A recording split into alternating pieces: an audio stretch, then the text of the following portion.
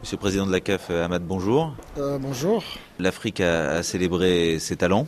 On a du mal à comprendre que l'Afrique n'ait pas franchi le premier tour de la dernière Coupe du Monde quand on voit qu'elle abrite en son sein des joueurs magnifiques à avoir joué.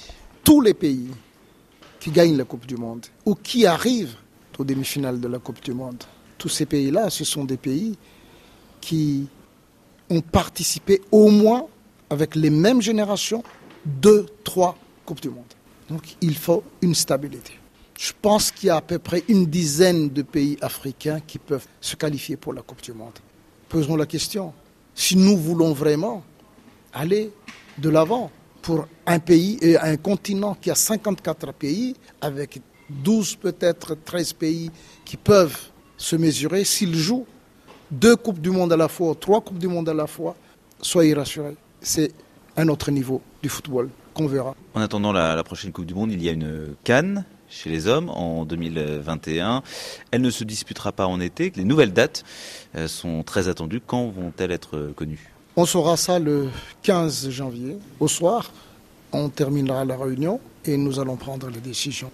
C'est pour ça qu'on vient au Cameroun se réunir avec la partie camerounaise, avec le gouvernement camerounais et avec les représentants des parties prenantes du football africain. Si vous reveniez à une CAN en hiver, est-ce que ce serait un peu un désaveu quelque part ? Ça a été l'une de vos réformes phares de déplacer la CAN en été.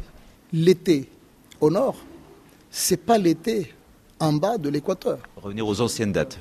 J'avais toujours dit, nous sommes obligés d'être flexibles au vu de réalité africaine. Il y a aussi ce mondial des clubs de la FIFA, élargi, nouvelle formule lancée dès 2021 qui serait rentrée un petit peu en concurrence avec la CAN. Globalement, le calendrier international est de plus en plus chargé. N'est-il pas de plus en plus difficile pour une compétition aussi prestigieuse que la CAN d'exister, d'avoir vraiment toute sa place ?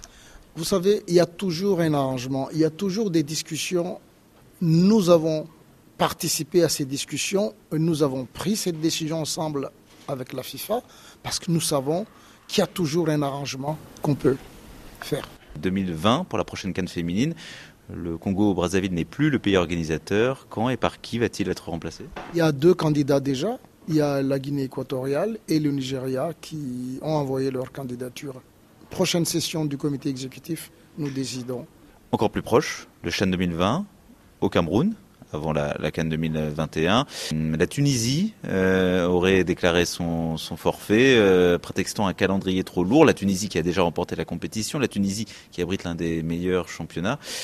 Est-ce que c'est un coup dur et quelles sont les suites de ce forfait ? C'est le droit de chacun et il y a des dispositions réglementaires. Une sanction forte, une suspension, c'est ça le risque ? C'est la commission de discipline qui va prononcer. Et un remplacement ? D'habitude, c'est toujours le pays qui a joué contre cette équipe à la fin.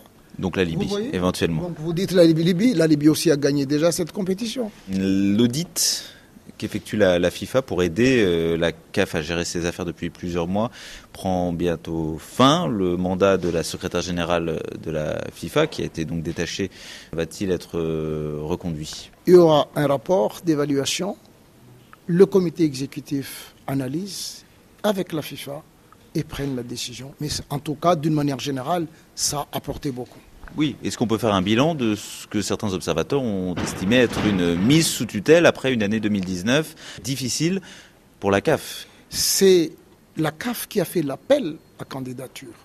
Donc, n'occultons pas les réalités. Quel chantier pour 2020, la dernière année pleine de votre premier mandat à la tête de la CAF ? Il y aura les qualifs de la CAN, il y aura les qualifs de la Coupe du Monde qui commencent déjà. Il y a le CHAN que vous avez énoncé, il y aura les compétitions de jeunes, il y aura la Coupe d'Afrique des Nations des femmes qui passe de 8 équipes à 12 maintenant. Mon challenge, c'était le changement.